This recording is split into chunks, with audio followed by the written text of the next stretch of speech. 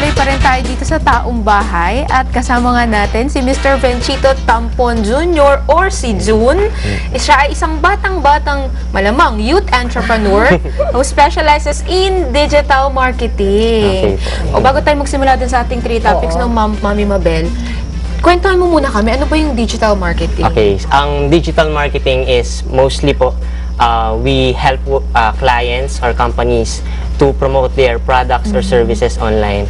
So that is our advocacy as a team, as a company, is to help local and international clients to reach their audience or customers. Clients. Yes. O kasi uso-uso ngayon, di ba, Mami Mabel, yung mga online shops. Yes. So pag sinabi bang digital marketing, ano to? Meron kayong website na gawa para sa kanila? Opo, we develop websites, inaayos po namin yung design para maging appealing sa customers and sa mga readers natin. So doon na rin yung process ng pagpili, pagbili and all. Yes. Okay. So, pag naayos na nila yung site, di ba? Oo. Yung... Pero, eto nga pala, ang tanong namin sa'yo, ano ba yung mga tips mo sa akin? Okay. Tips muna, oo. Okay. Para sa mga Kasi di ba youth nga, di ba Oo. entrepreneur, bata.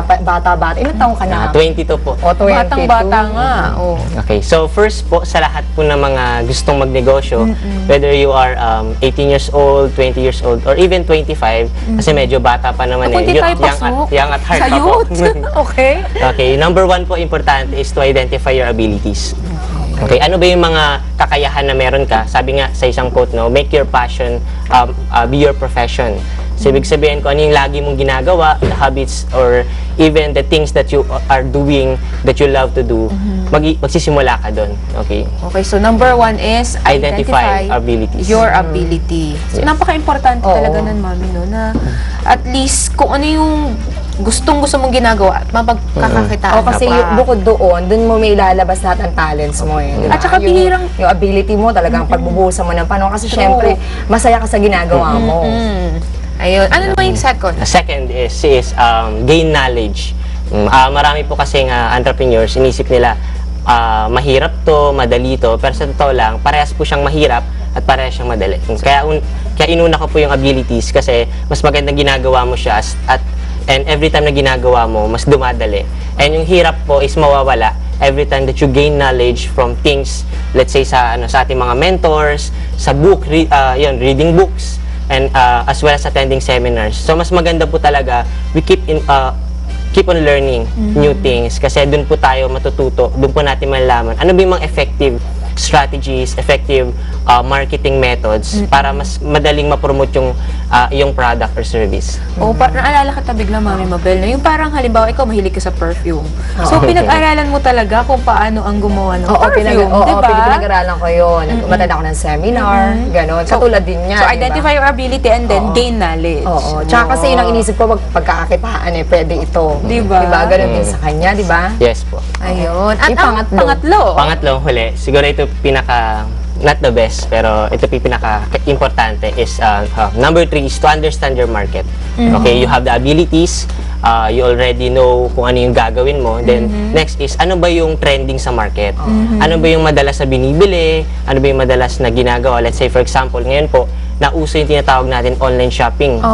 Okay, wherein pwede kang bumili sa Divisoria or Quiapo ng products, and then ipapackage mo lang siya, and then after that, pwede mo nang ibenta online. Oo, kasi mga tao ngayon sobrang busy.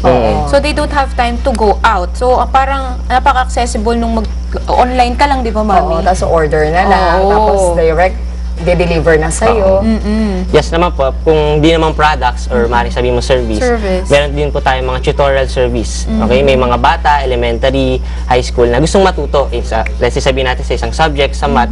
And then, kung ikaw magaling ka naman din sa field na yun, why not offer tutorial service sa kanila? Online yun ang ito ginagawa. or Pwedeng online or pwedeng face to offline. face? Okay. Oo. Personal or online, pwede mong gawin yung mga klaseng service na yun. So, nag-feasibility study pa ba kayo na yung grupo nyo? It doesn't necessarily po yung feasibility na complicated, but it is important to plan. Sabi nga po, if you fail to plan, you plan to fail. parang environmental scanning, tapos market segmentation. Opo. Nabanggit nga kanina yung dapat know your market. Oo. Di ba may iba-ibang klaseng mga Kasi iba, market? di ba, kailangan Oo. pa mag-study pa sila nito Oo. para Yung malaman nila 4Ps. kung okay ba ito. Di ba may mga ganun? 4Ps, place, people, product. Di ba? May mga ganun. Yung iba nga po nagte-testing pa na tinatawag. Yes, pilot Kumbaga, testing. merong no, pinapatikim muna yung produkto para makita ilan ba yung nagugustuhan yung produkto. Kung possible na ibenta sa market, automatically they already have that audience. Okay. Gusto ko lang malaman, no, since uso ngayon yung online marketing or digital marketing, ano ba ang edge nito or ano ba yung pros and cons? Bilang ikaw na nandyan ka sa ganyang field. Okay, advantage po no kapag ikaw ay nagbebenta online, less expensive, okay, less costly kasi nga you just need an internet, wifi, then a computer or laptop para ma-promote mo yung service. Whereas kapag ikaw ay nasa offline, you really need to face people.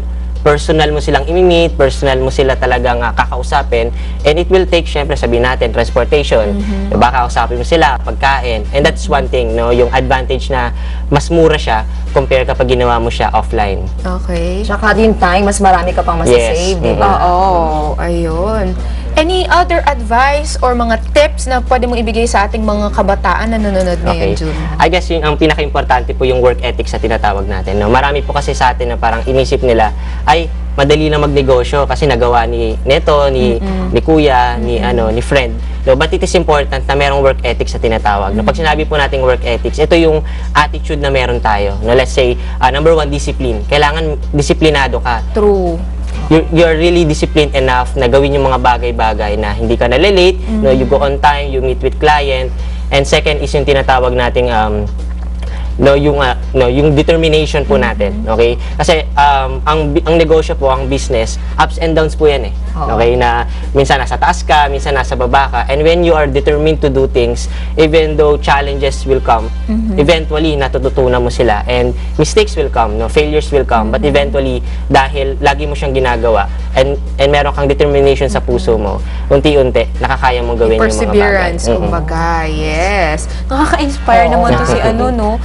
At the age of how old, okay lang ba? Na national television. Sabi niya nga, 22. 22 years old, di ba? Napakarami niyang na-share sa atin ngayon tungkol sa pagnenegosyo. Kaya number one is identify Your abilities. Second is gain knowledge. And third is Understand the market. understand the market.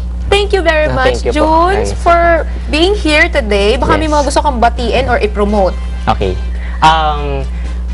I'd like to promote my website. If you'd like to visit my website, that is www.venchitotampon.com. And if you're looking for speaker for your events and seminars, visit that website. And okay lang po bumate? naman. Okay. Binabati ko po yung family ko, Tampon family, and then the Sharp Rocket team, my company, as well as the Wayrock family, headed by John Española. Ayan. Thank you so much, Thank you po. June. Thank you. Ayan. Yes. Sa ating pagbabalik, syempre makakasama natin ang ating napakagandang doktora, Josie Villodolid, para sa ating Dental Talk. Tutok lamang, babalik bang taong bahay?